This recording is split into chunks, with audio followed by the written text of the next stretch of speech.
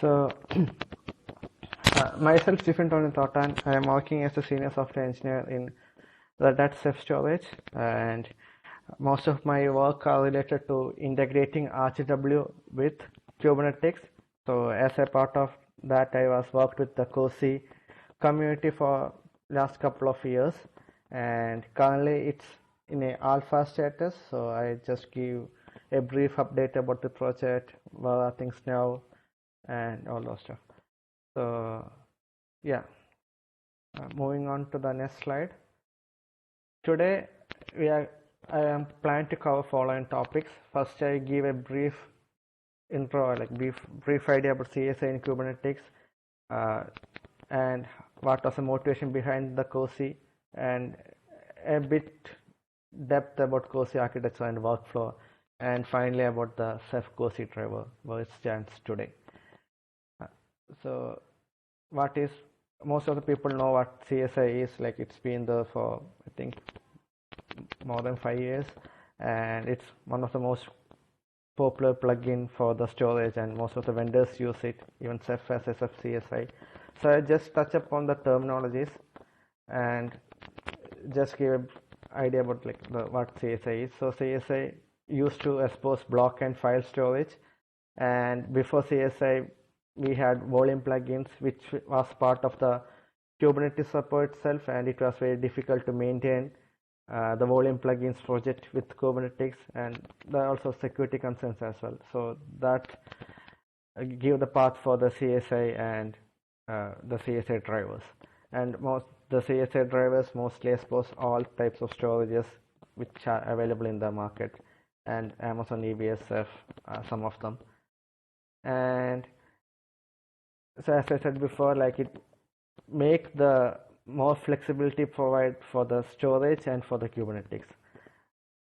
And these are some basic terminologies in CSI. One is storage class, which is created by admins to provide what type of storage or what classes of storage the user needs. And second part is, like, using the storage class, user can request for PV or PVs and it is the provision storage which was created by administrator, like which was given by the Kubernetes and dynamically through a driver. And result of the PV is a PVC, and this is the actual storage which is provided or accessed by the application, and it uses the PV resources, which basically tries what was the size of the storage and what is the type of the access which you are getting. Moving on, so let's talk about COSI. So the COSI project, as you know, like the CSI provides support for file and block storage.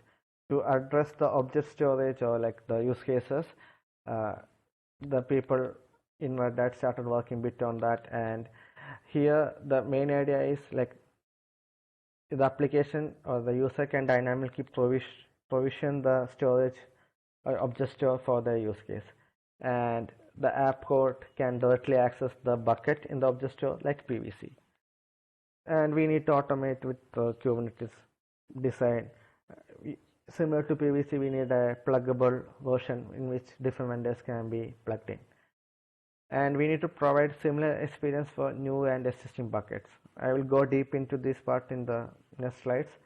And similar to CSI, it need to be vendor agnostic. And one of the issue with that is like for object store, there are different types of protocol itself is supported. Like for file and block, the protocol is kind of a defined one. But here there is Azure and there is S3, then there is Google Cloud. So different protocols have different mechanisms, and we need to handle all those. Or like at least we need to be vendor agnostic, and like we need to support each drivers. And it only manages the storage. It won't handle the setting up the object store part, like provisioning the object store. Like the CSI do the same thing. So it's similar to that, just in case. And how we started, as I mentioned before, like the couple of people or developers from Red Hat CTO office worked on a library known as libbucket provisioner. So it's just a Golang library, and which have an abstraction for bucket and a bucket request on top of it. And it was initially developed by John, Jeff, and Irwin, and mostly it was consumed by Rook and Nuber project as an external library or vendor. Then when you add this library to the project, like it watches for bucket requests and bucket claims, and it will do the reconciling part, and it also creates the resources like config map and secret, which need to be consumed by application pod, and delete the resources whenever the request is needed. And so based on that, like we created a set of goals. So the one of the issue with the libbucket portion, it's not a standalone project, like it need to be have part of the either Rook or like Nuber community. Like it does not have a standalone feature kind of stuff, and it is not standardized as well. Like it's more like SC specific. Then so based on that design, like we create certain goals and we move forward with the COSI design. So as I mentioned before, like we need to automate the creation, deletion, and bucket of the buckets and its access mechanism for the users. And user need to use the bucket for a specific workload depending on the applications. And yeah, user need to use this existing application, existing buckets, or user can share it with other users as well. And we need to support portability in the sense, like if user changes the cluster from one to another, like even if the say this is a end goal, like I cannot say like it's the or not, like if the one bucket was in Amazon and he want to move to Microsoft Azure in future, we need to support some that kind of portability. That's what's in our mind. And the vendor neutrality issue, like depending on different protocols or depending on different object store, like we need to provide a support for that. And yeah, it need to be a standardized mechanism, which might not be difficult to digest because object protocol, like object store protocol, does not have a standard mechanism. But we are talking about the APIs, which generally COSI uses for. Yeah, going on. And brief overview about the COSI architecture and the terminologies. So first I will start with the terminologies, which can be easily compared with the CSI terminology as well. So we have a bucket class, which is a cluster scope resource which contains like fields for the new bucket, like which basically defines the features of the bucket, or like how the bucket is, like whether it's an S3 bucket or whether it's an Azure bucket, and what's the endpoint and all those information. And based on the bucket class created by the administrator, user can request for create a bucket claim request,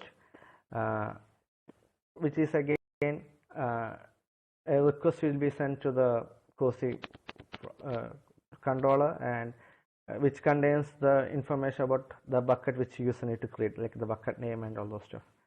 And as a result of this bucket claim request, a bucket will be created.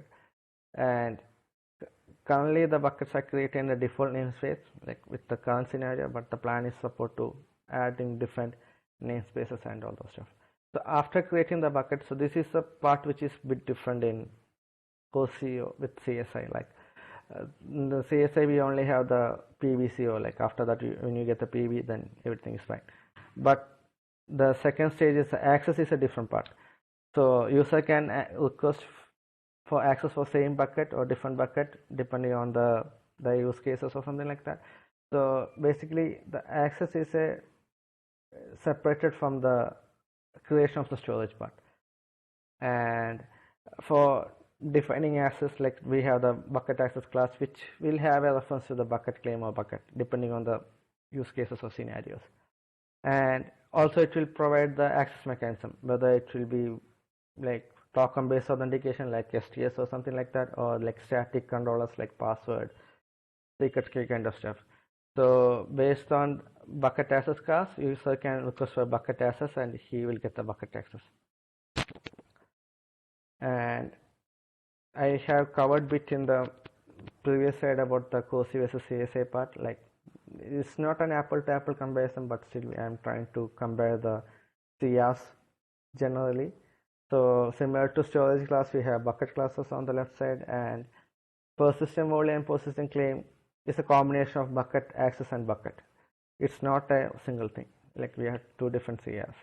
And yeah, so here most likely one application will be attaching to, like, user will request for a PV, and it's not that much. The access policy is a bit less granular when you compare the use cases with COSI, and we have different access mode like read write or read only, like this kind of stuff. But COSI is a bit more, what do you say, more granular than CSI in this part. But the use cases are different. CSI handles file and block, and COSI handles the object part. Moving to the next slide. So this is the basic architecture design, or like how the COSI topology looks like. So excuse me.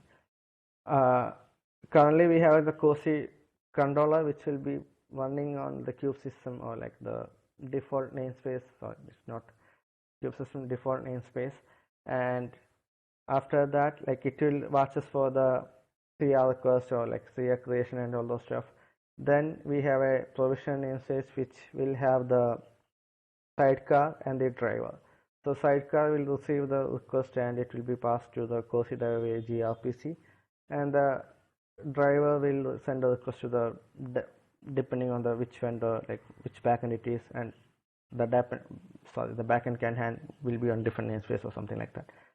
And on the lowest level we have the application namespace, which will be pod will be running, and pod will be, so at the end the result is a secret, like the which will have the access information for the application, and pod need to mount that secret. So pod will be running until the secret is created.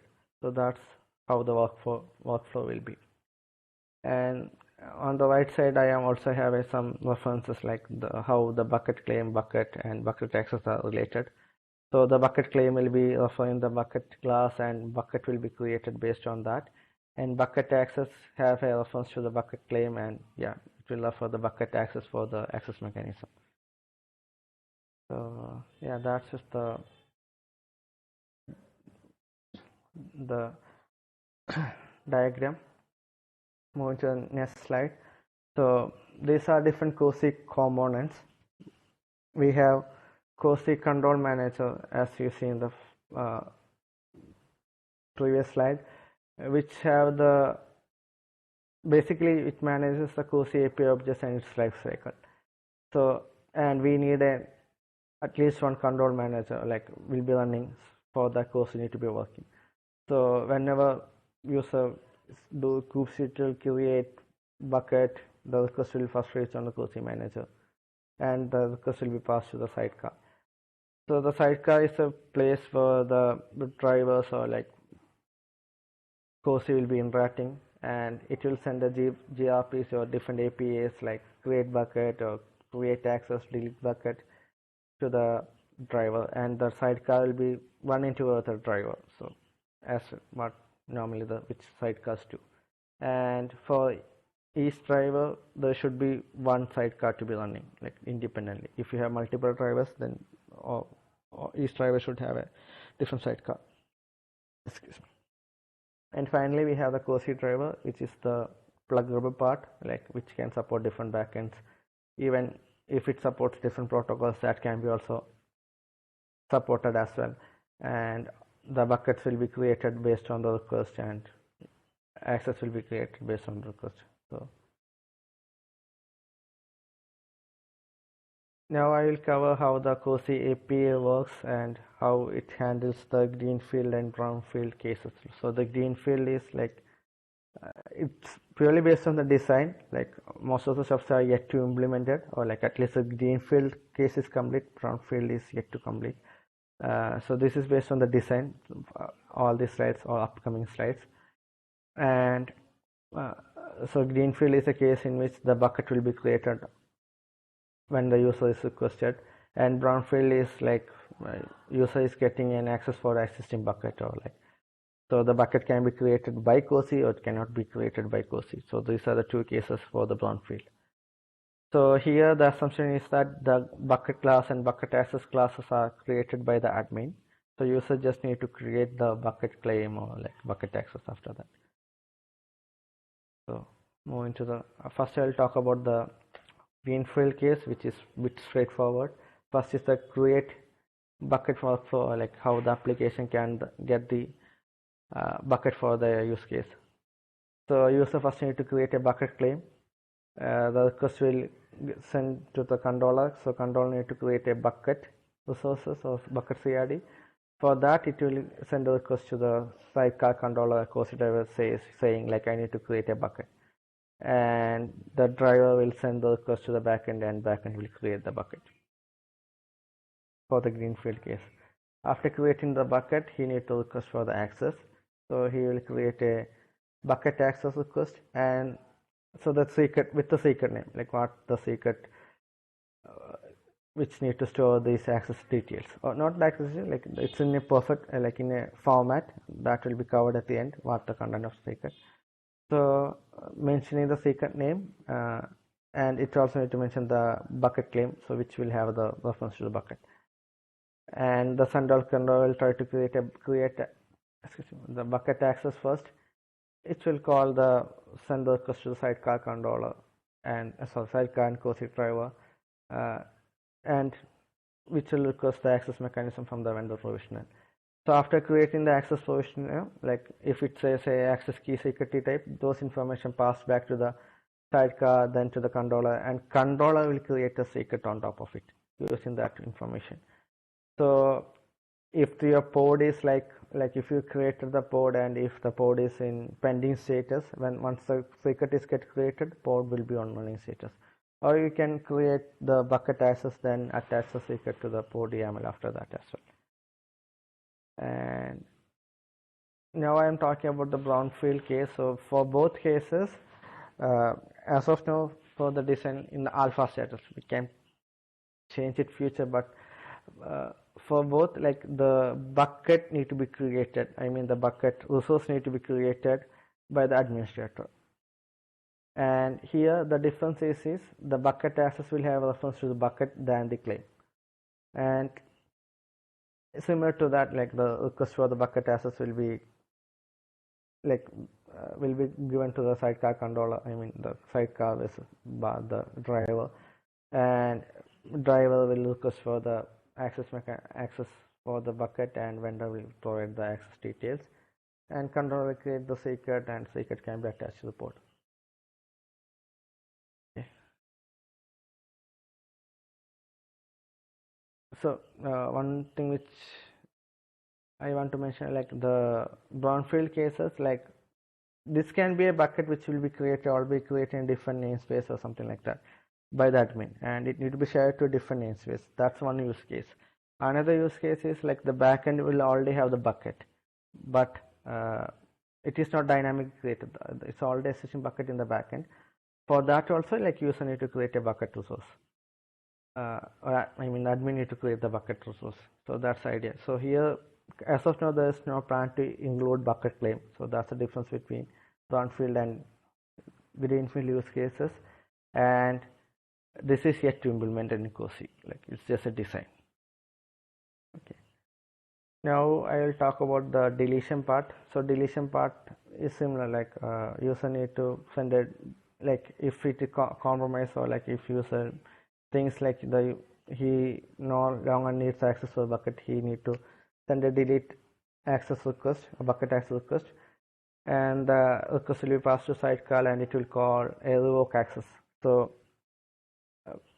the vendor can do, like vendor can revoke the permissions. That's it. Like we can delete the backend access key or something like that, or he can, if it's a policy based, you can remove the policy, something like that. And finally the controller will, after revoking access, the controller will delete the secret. So even if the pod is running with a secret, like it won't be no longer access the keys, and the access from the pod to the bucket will be lost, like even if the pod is up and running, and user can terminate pods as well. after or before deleting the access or after deleting access. There's nothing compromised here. And deleting bucket claim is a bit trickier. First, we will say mark the bucket as unknowable, like no longer bucket access request can be handled to this bucket. And the sidecar will wait till all the bucket access are removed or something like that. Then only it will call the delete bucket request. So because if it's waiting on that, like we need to wait until the user has handled, otherwise it will be interruption for the assistant application. Then after all the access are released, then only like it will call the delete bucket, or like the backend bucket will be deleted. And it's also based on policy, like you can also have a policy to retain the details or retain the contents, or you can have so that bucket won't be removed from the backend. It's based on the policy, purely based on the policy. Then this is about the bucket info.json. So this is the content of the secret file. So basically it will have, so I have included information about the S3. So currently we have two drivers which are at least working in condition, like one is Azure and one is S3. So the bucket info will be bit intended to that one.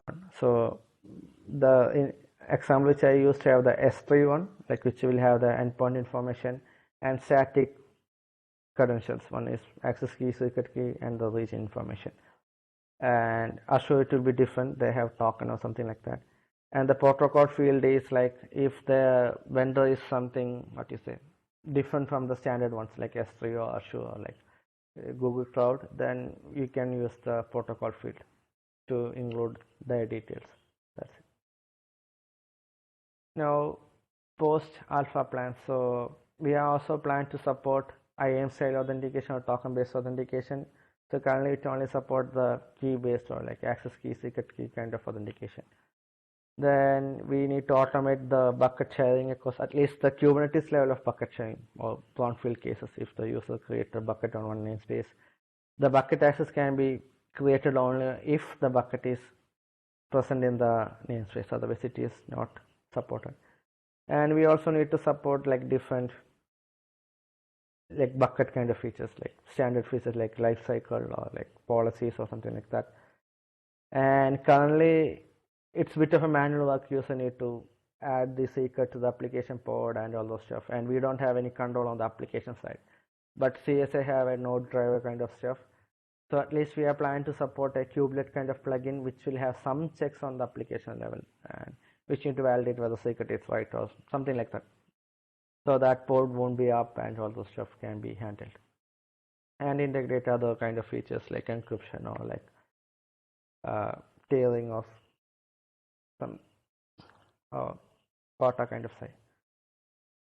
Now I will just briefly have an idea about like how the ceph COSI driver project looks like, and here also like most of the changes are not yet merged in upstream.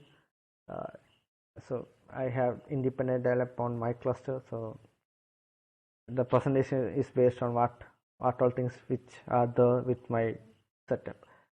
And we have a ceph COSI repo or driver repo hosted in ceph org, and it can be deployed only on the Kubernetes environment, but it can be connected with any RGW server. So the server can be running on externally, or server can be running via ceph admin, or server can be running as in Kubernetes via Rook or something like that.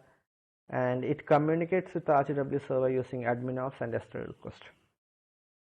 So basically it only supports S3 protocol at the moment. And so as an input to a driver, we need to provide the endpoint and user credentials, and this user need to have some admin caps, like for the admin ops need to be work, and this details need to provide as a Kubernetes secret. And all the basic functionality of APIs are supported with the driver, but the changes are yet to be merged in upstream. I can do a small demo if the time permits.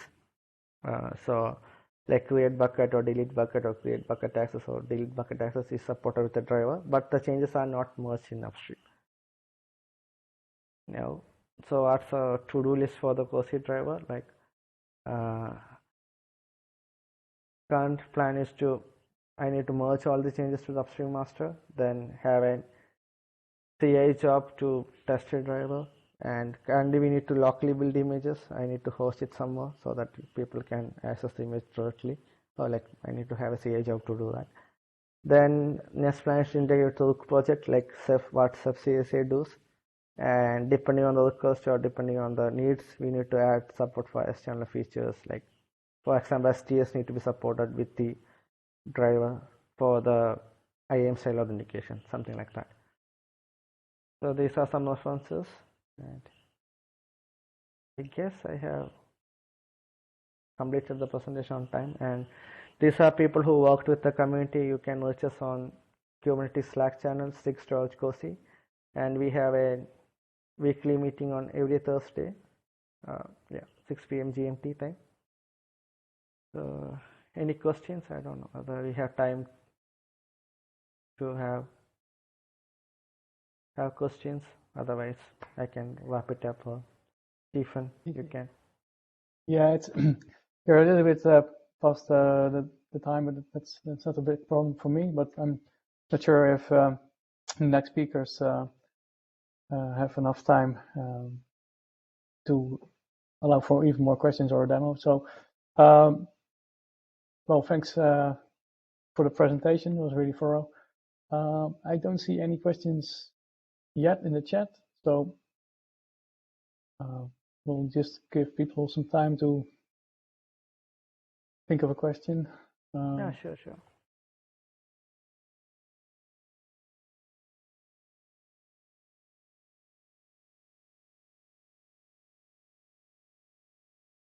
I guess there are not much questions, I think. No, I think you explained it very well. Yeah. Okay, thank you.